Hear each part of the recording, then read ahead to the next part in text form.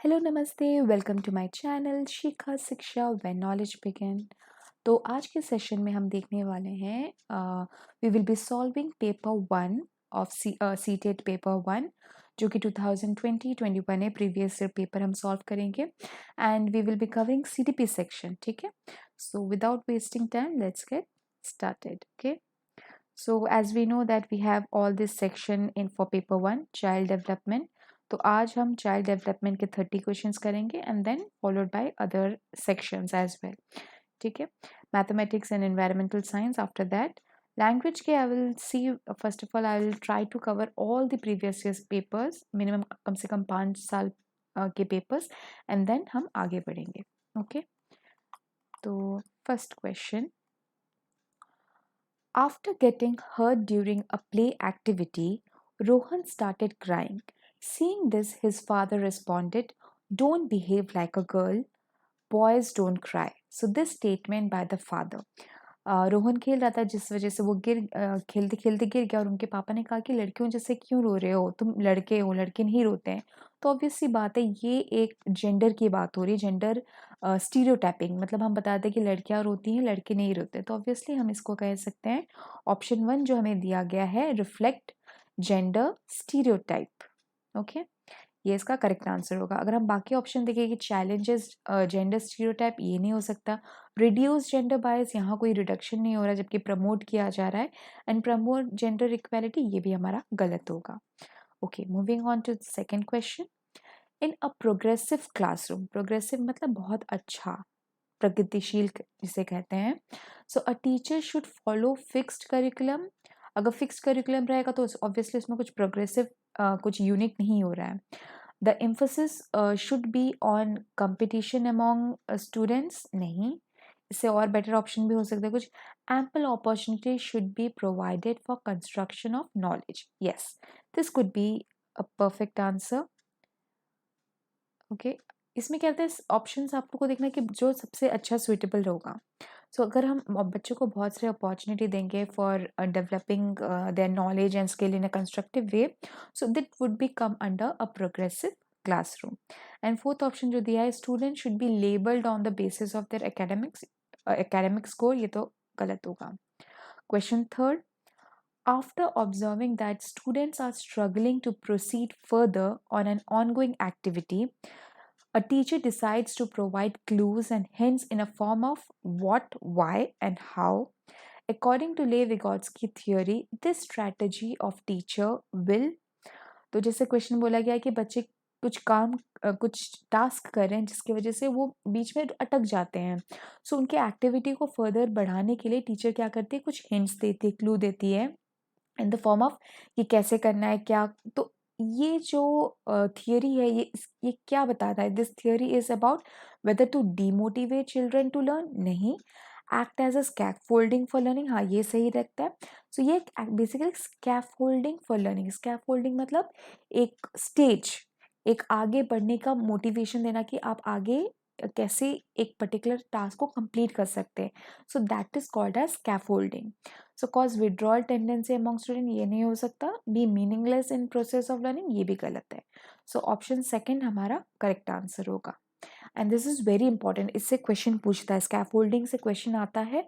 तो हमेशा याद रखिए कि एक पर्टिकुलर एक्टिविटी को आगे बढ़ाने के लिए जब टीचर कोई हिंट या क्लू या मोटिवेट करती है, तो मोटिवेट नहीं कहा जाएगा, क्लू हिंट देना जिससे कि वो टास्क इजीली कंप्लीट हो सके। So that is called as scaffolding. Next question, which of the following is correct in context of socialization of children? जब हम सोशलाइजेशन की बात कर रहे हैं तो इसमें क्या दिया, first option, school is the secondary socialisation agent, yes this is correct. And family is a primary, exactly this is absolute correct कि स्कूल जो है वो सेकेंडरी सोशलाइजेशन, क्योंकि हम पहले जब बच्चा जन्म लेता है वो फैमिली में जाता है, फैमिली से ही वो पहले सोशलाइज अपने भाई बहन माता पिता ग्रैंडफादर ग्रैंडमदर उन सब से सोशलाइज्ड होता है। Then later on they move on to school, जब वो बड़े होते देन वहाँ उनके colleagues, I mean friends, teachers. Okay, बाकी ऑप्शंस भी देख लेते हैं। स्कूल इज अ प्राइमरी, नहीं, स्कूल सेकेंडरी, तो ये गलत हो जाता है। Peers are primary, that is also wrong. Family and mass media both secondary, this is also wrong because family हमारा प्राइमरी आता है। तो सबसे मोस्ट अप्रोप्रिएट आंसर है हमारा option A. Fifth question, theory of multiple intelligence emphasises that. Multiple intelligence बहुत important topic है, इससे क्वेश्चन आते हैं। So intelligence question can be measured only by objective test? No, बहुत सारे वेज हैं we can check intelligence. Intelligence in one domain ensure intelligence in all other domains? No. There are several forms of intelligence. Yes, there are a lot of form of intelligence. जैसे कि आपके intelligence आपके बहुत सारी skills में देखा जा सकता है, craftsman skill से लेके teaching skill से लेके and lot more. Okay, painting, artistic skills. So there are no individual difference in intelligence. ये भी आपका गलत हो जाता है. Question 6. According to Lawrence Kohlberg's theory, performing an act and doing something because others approves it represents that stage of morality. सो कॉलवर्क ने हमें हमेशा, आप याद है ना, कॉलवर्क की नाम जब बात आती है तो वो हमेशा मॉरल रिलेटेड रहता है. एंड विगोट्स्की का social, and then social and cultural, and then Jean पियाजे का रहता है हमारा कॉग्निटिव डेवलपमेंट. सो यहाँ जब कहते हैं कोई परफॉर्मिंग एक्ट को करने के लिए बिकॉज कोई अदर उसे अप्रूव करता है, तो ये हमारा कन्वेंशनल स्टेज आता है. So option second, that is your conventional stage. Question number 7. लेविगोट्स्की, जैसे मैंने कहा था सोशल कल्चरल के बारे में उनका हमेशा रहता है लेविगोट्स्की का, perspective of learning emphasises importance of dash in social learning. तो जब हम यहाँ सोशल कल्चर की बात करें तो ऑब्वियसली ये किस लर्निंग को बढ़ावा देता है, that is your cultural tools. Importance of cultural tools in the learning process. तो ऑब्वियसली कल्चरल टूल्स की आवश्यकता होती है फॉर आर लर्निंग प्रोसेसेस.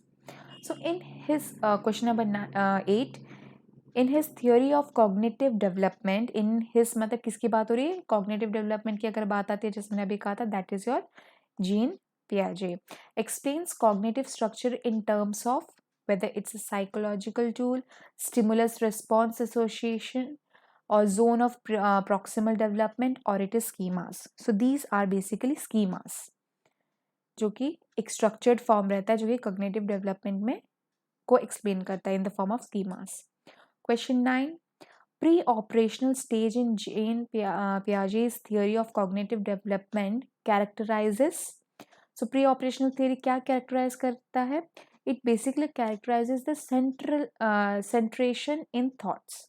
जो हम थॉट एक सेंट्रलाइज एक पर्टिकुलर चीज पे वो के घिरा रहता है, that is the cognitive development in case of preoperational stage की बात होती है. तो you have to study all the stages of pre, post, conventional, formal. ये 4 स्टेज इंपॉर्टेंट है पियाजे के, जो कि आपको अच्छे से पढ़ना है. Question number 10. Which of the following statement is correct in context of development. Development के कॉन्टेक्स्ट में कौन सा स्टेटमेंट सही है? Whether it's development has the same rate of growth across cultures for everyone? No. Development occurs only through learning that takes place in school? नहीं, development आपके बहुत आपके सराउंडिंग एनवायरनमेंट हर जगह से develop, not just school. So ये statement भी गलत हो जाता है. Third statement, development occurs only during the period of childhood, ये भी गलत है क्योंकि डेवलपमेंट आपके एंडलेस, आपके लाइफ लॉन्ग होता रहता है. Fourth statement, development is multidimensional. तो ये हमारा मोस्ट अप्रोप्रिएट स्टेटमेंट है कि development is multidimensional. Question number 11. Sequence of development among children from birth to adolescence. जब एक बच्चा बर्थ टू एडोलेसेंस जाता है तो वो सीक्वेंस किस तरीके से होता है? सो ये आपका ऑब्वियसली बात है, पहले आप सेंसरी टच से आप सेंस करते हो कि क्या है, बच्चे पहले टच से करते हैं, देन आपका कॉन्क्रीट आता है, and then later abstract. So option A is absolutely correct. बाकी सब में एब्स्ट्रैक्ट कॉन्क्रीट है तो ऑब्वियसली वो एलिमिनेट होता है. जहाँ आपका फर्स्ट सेंसरी दिखता है तो you have to select that option, बाकी में नहीं है. Question number 12. Individual differences in a progressive classroom should be treated as. अगर एक क्लास में इंडिविजुअल डिफरेंसेस है, वेराइटी ऑफ पीपल हैं, तो उसको कैसे हम टैकल करेंगे? ये किस तरीके का रहता है? A hindrance to the process of learning? नहीं, बिल्कुल नहीं. A failure on the part of teacher? ये भी नहीं होगा. Create criteria for making ability based group? Ability based group ऐसे तो डिफरेंशिएशन हो गया, अलग करना. or it is important for planning of teaching learning process. So this is our most important option. 4 will be the correct answer 12 का, कि individual teaching in a progressive classroom should be treated as important for planning of teaching learning process. को एक important माना जाना चाहिए, ये नहीं कि एक hindrance के रूप में. Question number 13, in an inclusive classroom, inclusive classroom मतलब उसमें सभी प्रकार के बच्चे होंगे, कोई बहुत ज़्यादा ब्राइट, कोई स्लो ब्लूमिंग या फिर कोई दूसरे बैकग्राउंड से. So it emphasizes should be on performance oriented goal, और इट इज़ अनडिफरेंशिएटेड इंस्ट्रक्शन और segregation of student based on their social identity, ये तो बिल्कुल ही नहीं होगा. Providing opportunities aiming at maximum potential of individual children. So ये हमारा most appropriate answer है कि हम उनको इतनी opportunity provide करें कि उनके potential को और ज़्यादा बेहतर बना सकें. As a teacher हम obviously ये कोशिश करते हैं. Then question 14, according to Right of a Persons with Disabilities Act 2016, which of the following term is appropriate to use? तो इनमें से कौन सा टर्म अप्रोप्रिएट है हमें यूज़ करने के लिए for a person which has a right with disability? Retarded student बिल्कुल नहीं, हैंडीकैप स्टूडेंट ये भी नहीं, student with physical disabilities, yes this is the term which we use, physical disabilities. तो वैसे भी आप जब भी फॉर्म भरते हैं या फिर इंस्ट्रक्शन में भी देखते हैं तो वहाँ आपको ये टर्म रहता है, ये जनरल है, आपको पता ही होगा. स्टूडेंट विथ क्रिपल्ड बॉडी ये तो बिल्कुल ही नहीं. Next, question number 15. In order to address the needs of students who are facing learning difficulties, a teacher should not. क्या नहीं करना है? देखो ये नॉट इम्पॉर्टेंट है, अगर आप ये मिस कर गए ना तो आप क्वेश्चन को नहीं समझ. क्वेश्चन में पूछा गया है कि in order to address the needs of student with facing learning difficulties, मतलब जो बच्चे को लर्निंग डिफिकल्टीज है तो आप उस बच्चे की डिफिकल्टीज को दूर करने के लिए ऐसा चीज़ क्या नहीं करेंगे. Use multiple audio visual aids, ये तो आप ज़रूर यूज़ करोगे ताकि उसको और वेराइटी ऑफ वेज मिले सीखने के लिए. यूज़ कंस्ट्रक्टिव पेडागोजी अप्रोच, ये भी करोगे आप. डू इंडिविजुअलाइज्ड एजुकेशनल प्लानिंग, ये भी करोगे. एक बच्चे को अगर आप इंडिविजुअल एम्फोसाइज उसके हिसाब से प्लानिंग करोगे. Practice rigid structures for pedagogy and assessment, ये आप नहीं करोगे, कोई पर्टिकुलर रिजिड स्ट्रक्चर या पेडागोजिकल असेसमेंट नहीं करोगे. So this is your option 4 would be the correct answer. Question number 16, dash is the primary identifying feature of creativity. Creativity हमें कैसे पता चलता है कि पर्टिकुलर पर्सन बहुत क्रिएटिव है? जब हम देखते हैं कि वो बहुत तरीके से सोचता है, आउट ऑफ द बॉक्स जिसे कहते हैं. सो लो कॉम्प्रिहेंशन नहीं. डाइवर्जेंट थिंकिंग, एक होता है कन्वर्जन, एक होता है डाइवर्जेंट. डाइवर्जेंट में वो बहुत डायरेक्शन वे में बहुत तरीके से अपना दिमाग लगाता है, तो that is called as the creativity. ठीक है, हाइपर एक्टिविटी नहीं होगा और इनअटेंटिवनेस तो बिल्कुल ही नहीं. Question 17, in order to address learners from diverse background a teacher should avoid talking about aspects related to diversity, बिल्कुल नहीं. Draw examples from diverse setting, हाँ ये कुछ बहुत ज़्यादा सही लग रहा है कि हम इस तरीके से एग्जाम्पल्स बहुत सारे डाइवर्स सेटिंग से यूज़ करेंगे पढ़ाते टाइम, सो दैट कि वो डाइवर्स बैकग्राउंड बच्चों को एक साथ मतलब कवर कर सके. ठीक है, यूज स्टैंडर्डाइज असेसमेंट, ये नहीं होगा. Use statement that strengthen negative stereotype, ये तो बिल्कुल ही नहीं होगा. क्वेश्चन नंबर 18, ये जो CDP है, आपको जब आप अटेंड करते हो तो you have to think yourself, हाँ obviously you are the budding teachers, तो टीचर्स क्या कर सकते हैं, क्या करेंगे उस सिचुएशन में अगर होंगे, तो सिचुएशन में अपने आप को रख के अगर आप सोचोगे तो obviously you can easily answer. Okay, problem solving abilities can be facilitated bye, तो ये कैसे हम फैसिलिटेट कर सकते हैं अपने अंदर problem solving abilities? Focusing on drill and practice, नहीं, ये भी थोड़ा बहुत ठीक है बट देन एक्यूरेट नहीं है. Encouraging fixed process of solving the problems, नहीं, फिक्स्ड प्रोसेस नहीं, तो प्रॉब्लम सॉल्विंग एबिलिटीज में डाइवर्सिटी चाहिए.